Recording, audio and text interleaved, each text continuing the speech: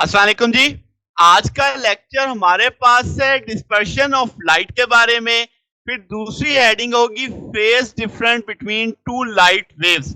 कैसे कैलकुलेट कर सकते हैं मीडियम डिपेंडेंस, ये सारी चीजें हम देखेंगे इसके अंदर।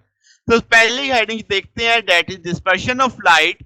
हम कहेंगे जो रिफ्रैक्टिव इंडेक्स है वो सिर्फ मटेरियल पे डिपेंड नहीं करता, यानी मीडियम पे कह लो डिपेंड नहीं करता, सब्सटेंस पे डिपेंड सिर्फ नहीं करता, वो वेवलेंथ ऑफ लाइट पे भी डिपेंड करता है। तो ये जो डिपेंडेंस है उसकी वेवलेंथ पे, दैट इज कॉल्ड डिस्पर्शन। इसका मतलब समझते हैं। जब लाइट किसी मीडियम में जाती है, जैसे ग्लास में, तो हम जानते हैं मीडियम में जाने से वो स्लो हो जाती है, रिफ्रैक्ट हो रही होती है, जिसकी वजह से वो बेंड करती है डिफरेंट, यानी डिफरेंट कलर्स में। तो आपके पास अब वो स्लो हो रही है डिफरेंट अमाउंट से, यानी उसके जो कॉन्स्टिट्यूट कलर है वो अब अपने अपने लिहाज से स्लो हो रहे हैं, अपनी वेवलेंथ के लिहाज से, क्योंकि हर एक की वेवलेंथ डिफरेंट डिफरेंट है, जिसकी वजह से जो वो बेंड होते हैं वो भी डिफरेंट अमाउंट में होते हैं। तो ये जो कंसेप्ट है, इसकी वजह से क्या होता है, डिस्पर्शन होती है। जो हम व्हाइट लाइट को उसके इंडिविजुअल कलर्स में अलग अलग करने के लिए इस्तेमाल करते हैं। मुद्दा समझ आया? कि अभी मैं आपको नीचे से समझाता हूँ इस फिक्स से। लेट्स से एक व्हाइट लाइट है, प्रिज्म पे फॉल करती है, डेविएशन हुई उसकी, यानी डायरेक्शन चेंज होती है प्रिज्म की वजह से, क्योंकि आपका रिफ्रैक्टिव इंडेक्स बढ़ जाता है, मटेरियल के अंदर चले गए हैं, और आपके पास क्या है, वेवलेंथ क्या हो जाती है, कम हो जाती है। अब हम जानते हैं जब मीडियम में गए तो क्या हुए, स्लो हुए। ठीक है, स्लो होने की वजह से क्यों क्या होगा, वेवलेंथ में कमी आएगी, वेवलेंथ में चेंज आएगी, डिक्रीज होगी। तो अब आपके पास इसका मतलब अब जो उसकी स्पीड स्लो हुई है, अब हर कलर अलग अलग स्पीड से चलेगा, कोई तेज चलेगा, कोई स्लो चलेगा। तो आपके पास यहाँ पे सबसे ज्यादा जो बेंडिंग हो रही है वो वायलेट की है, सबसे कम जो बेंडिंग हो रही है वो आपके पास रेड की है। तो इस बाकी सारे कलर रेड और वायलेट के दरमियान में है। तो इसका मतलब जब व्हाइट लाइट प्रिज्म से गुजर के बाहर निकलेगी तो वो एक तरह से पंखे की सूरत में फैल चुकी होगी, जो उसके इंडिविजुअल कलर्स के अंदर होगा। तो हम कहेंगे लाइट डिस्पर्स हो गई, एक स्पेक्ट्रम की तरह आपको नजर आएगा। तो मुद्दा समझ आया कि अब ये कलर अलग अलग क्यों हो गए, एक जगह से दूर दूर क्यों हट गए, क्योंकि लाइट व्हाइट लाइट तो एक पॉइंट से एंटर हुई थी ना। अब पहली बात रिफ्रैक्शन तो मुझे समझ आती है कि लाइट बेंड हो रही है। अब जैसे ही लाइट बेंड होगी, अंदर प्रिज्म में दाखिल होगी, उसमें डिफरेंट वेवलेंथ है, हर वेवलेंथ डिफरेंट अमाउंट में स्लो होगी। हर वेवलेंथ डिफरेंट अमाउंट में स्लो होने के नाते अब अलग अलग तरीके से बेंड होती चली जाएगी, यानी उसकी वेवलेंथ में जो बदलाव आएगा वो अलग अलग होता चला जाएगा। तो अब आपके पास जब वो बाहर निकलेगी तो आपके पास सबसे ज्यादा जो मुड़ने वाली होगी, डेविएट होगी, डेट इज वायलेट, सबसे कम क्या होगी, रेड होगी। अब इससे नतीजा क्या निकलता है, हम कहेंगे जो अमाउंट ऑफ डिस्पर्शन है ये डिपेंड करेगी रिफ्रैक्टिव इंडेक्स के फर्क पे, यानी वायलेट के लिए और रेड के लिए। अब आप इस टूल को समझ लें तो आपको बड़ी आसानी से समझ आ जाएगी कि आप कहोगे लैम्डा एन, यानी ये वो है जो आपके पास रिफ्रैक्टिव इंडेक्स से गुजरने के बाद की वेवलेंथ है, और ये लैम्डा नॉट कौन सी है, जो ओरिजिनल वेवलेंथ थी। अगर आप एन को इस तरफ ले आओ, lambda not over lambda N की रेशियो ले लो, तो अब आपको ये चीज समझ आ जाएगी कि डिफरेंस ऑफ रिफ्रैक्टिव इंडेक्स से क्या मुराद ली गई, कि जितना ज्यादा उसकी वेवलेंथ में बदलाव आएगा तो एन की वैल्यू भी तो उतनी बदलेगी ना। तो यही चीज कही जा रही है यहाँ पे कि यही तय करेगी अमाउंट ऑफ डिस्पर्शन। तो अब आप कहेंगे कि मटेरियल आप प्रिज्म के लिए कैसा चूज करेंगे, जिसका मतलब होगा स्पेक्ट्रम बनाना। तो हम कहेंगे सिलिकेट जो फ्लिंट ग्लास है वो इसके लिए बेहतर है। क्यों? क्योंकि वो लार्ज डिफरेंस पैदा करता है किसकी वैल्यू में, रेड और वायलेट की, यानी जो रिफ्रैक्टिव इंडेक्स में। तो ये चीज समझनी है। तो एक तरह से शॉर्ट क्वेश्चन भी है कि प्रिज्म के लिए यही क्यों ग्लास इस्तेमाल किया जाता है, तो हम बता सकते हैं कि भाई इसकी वजह से डिस्पर्शन ज्यादा होती है। क्यों? क्योंकि ये लार्ज डिफरेंस पैदा करता है किसके अंदर, रिफ्रैक्टिव इंडेक्स के अंदर। बात समझ आ गई? तो इस टूल को आपने समझना, ये बड़ा अहम है, लास्ट लेक्चर में हमने इसे प्रूव किया था। अब यहाँ से जो चीज समझनी है कि वेवलेंथ बदल रही है, फ्रीक्वेंसी में भी बदलाव आता है।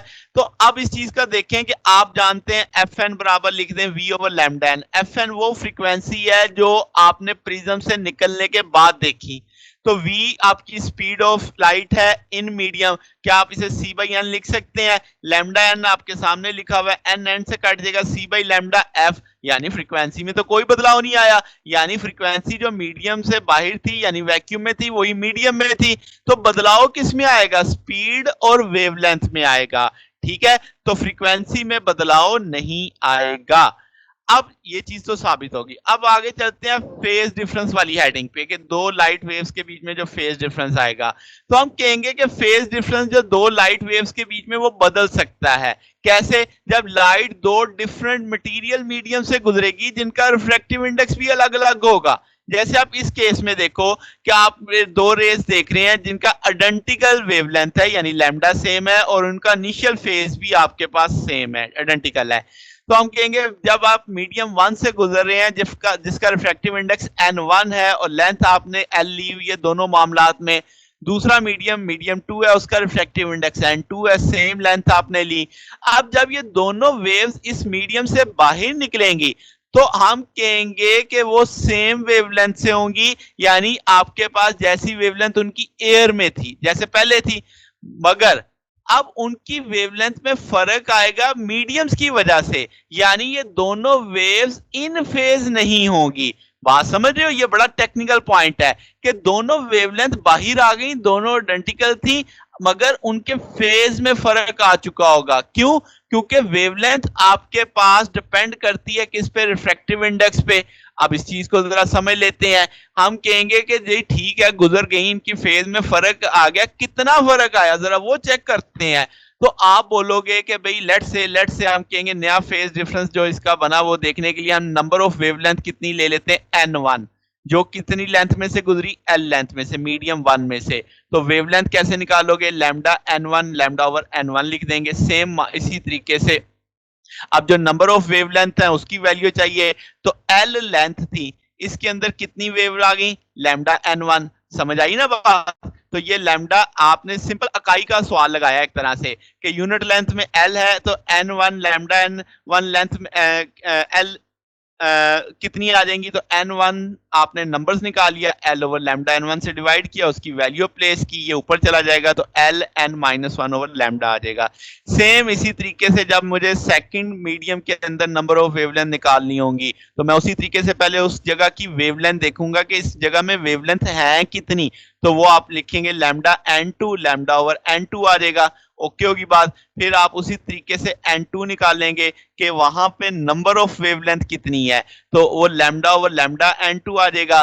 तो आप लैम्डा की वैल्यू प्लेस करोगे तो अब दोनों के नंबर्स आ चुके हैं। ठीक है, मुझे दोनों के नंबर्स में फर्क देखना है कि मीडियम से गुजरने के बाद फर्क कितना आया। तो आप n2 माइनस n1 कर दो तो आप देखो l सेम है, लैम्डा सेम है, दोनों का जो रिफ्रैक्टिव इंडेक्स का फर्क होगा इतना वेव्स में भी बदलाव आ जाएगा, उनकी तादाद में बदलाव आ जाएगा। ठीक है, तो नया फेज डिफरेंस कैसे होगा कि हम जो स्मॉलर में यानी बड़े में से छोटी वैल्यू निकाल देंगे। हमने अज्यूम किया कि n2 बड़ा है किससे? n1 से।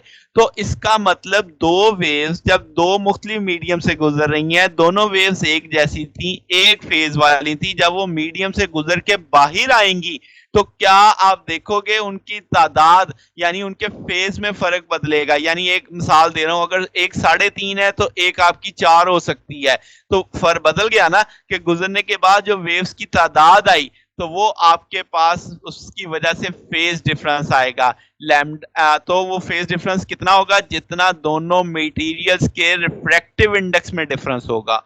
तो ये चीज आपने समझ ली। तो अब आपको ये भी पता है कि मीडियम से गुजर के फेज डिफरेंस में भी बदलाव आता है दो वेव्स के, और उसका टूल भी अब आपके सामने लिखा हुआ है। तो जनाब ये आज का हमारा टॉपिक था। अगर आपको इसमें कोई बात पूछनी हो, कोई डाउट हो तो नीचे कमेंट्स में पूछ सकते हैं। वीडियो अच्छी लगी हो तो वीडियो को लाइक कीजिएगा, दोस्तों के साथ शेयर कीजिएगा, चैनल को भी सब्सक्राइब कर दीजिएगा। अब तक के लिए इतना ही, बकिया इंशाल्लाह फिर नेक्स्ट देखेंगे। ओके, अल्लाह हाफिज।